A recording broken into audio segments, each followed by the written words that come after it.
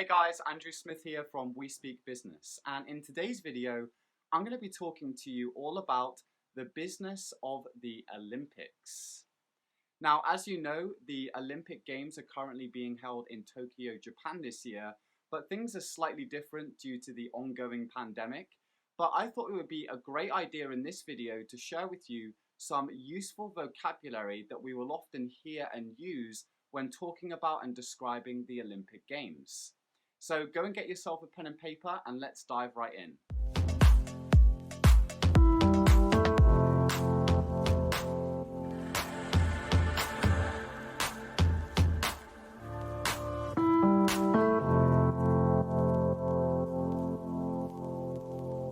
So the first word that we're going to look at today is anti-doping.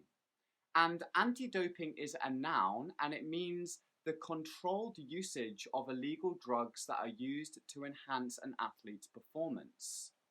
So as you know, no athlete in the Olympic Games is allowed to use illegal drugs to enhance or to improve their performance. So in the Olympics, we have something that we call an anti-doping agency. This is like an organization that makes sure that all of the competitors and all of the athletes are not taking any illegal drugs to enhance their performance during the games. Now notice with this word that the stress is on the first word anti-doping. We don't say anti-doping, no. We say anti-doping, or an anti-doping agency. Now, the next phrase we have is a level playing field. And I don't mean a playing field that is uneven or is slanted or tilted in any way. No. A level playing field basically means that the conditions are fair and equal. Everybody who is participating in the game or the event has an equal chance of winning.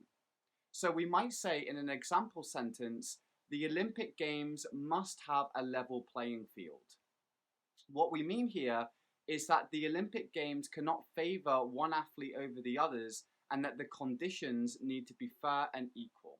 Now, the next noun we have is the word spectators. And maybe you've heard this word before, but a spectator is basically a person in the audience who is overlooking and watching the Olympic Games.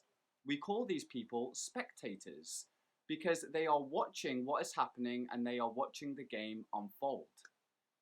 The next phrase we have is to be on track to do something. To be on track to do something. And this phrase basically means when somebody they are more or less like ready to complete something or ready to achieve something. So we might say in an example sentence that Tom Daley, the British synchronized swimmer, Tom Daley is on track to win the synchronized 200-meter platform.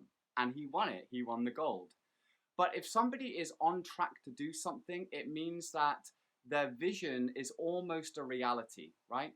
They have put in the practice, they have made the progress, and if they are on track to do something, it means that they are likely to achieve it. Now, the last phrasal verb we have this week is to fork out. I'll repeat that again, to fork out. Don't forget to pronounce the K, the k, at the end of the word fork.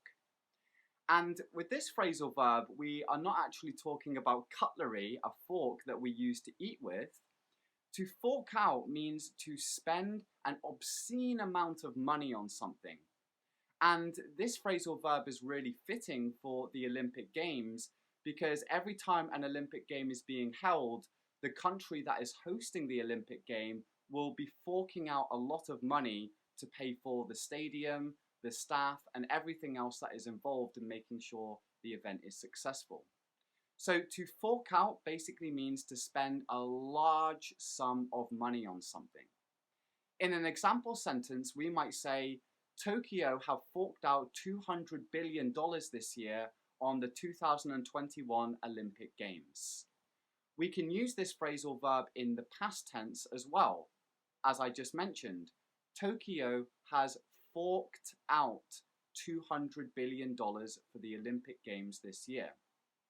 And a quick tip on pronunciation, remember when we use the word forked, the ED actually makes more of a T sound. Forked, forked, forked out. So guys, those are 5 useful words, phrases, and phrasal verbs that we can use to talk about the Olympic Games. Let's quickly recap what we've looked at today. The first word was anti-doping, or an anti-doping agency. This is an agency that makes sure that the athletes are not using any illegal drugs to enhance their performance. The second phrase was a level playing field. This means where the environment or the circumstances for the game or competition are fair and equal, and everybody has an equal chance of winning. The third noun we had was spectators. These are basically the people who watch the games unfold. The fourth phrase was to be on track to do something, which means that somebody has almost achieved something, or somebody has the right circumstances to achieve something. And the final phrasal verb we looked at today was to fork out. And this means to spend a large amount of money on something. So I hope that you guys found these words and phrases useful. Right now, what I would like you to do in the comment section below is write your own sentences using some of the words and phrases that we've looked at in this video. And remember guys, if speaking better business English is something that is important to you, and if you are somebody who has to speak English at work with your global clients and colleagues, then I have something very special that I would like to invite you to. It's an exclusive free 2-hour seminar on how to speak better business in just 1 month. Now, of course, I'm not saying I'm going to make you fluent in just 1 month. That would be impossible. But what I am going to do is I'm going to give you some solid foundations so that your future studying is going to be easier and more effective. I'm also going to be sharing with you a tool and a system that my top students have been using to learn, remember, and practice new business vocabulary. So if you'd like to join our exclusive free seminar, please click the link somewhere around this video and you can reserve your spot now. Thanks very much for watching, and see you in the next video.